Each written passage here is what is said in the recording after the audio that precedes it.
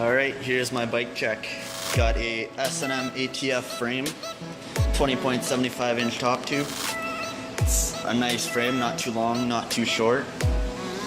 S&M 11 bars, really tall, they got an 11 inch rise.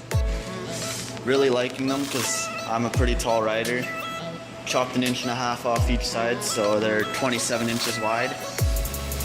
Got my Sunday Freeze stem, FSA impact headset, Odyssey R25 forks, really nice forks, nice and solid. Odyssey Ross 2 tire, G-Sport hub guard, getting another one for the other side soon. Running a tree peg and a Odyssey M-peg, same thing on the back.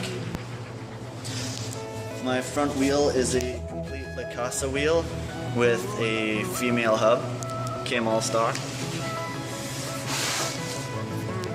Odyssey twisted pedals, Shadow Noctis cranks, super solid cranks. Sunday Knox sprocket, 25 tooth with the built-on sprocket chain guard, sprocket guard. Either one works. It saved a lot of chains. Saved my bottom bracket a few times.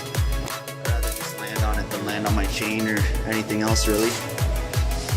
Got my Shadow seat post, profile seat. I'm running a Primo Freemix Pro that came with the hub guards. So far haven't had any issues with the free coaster. Still running great. Half-length Shadow chain, Animal GLH, Odyssey Ross 2.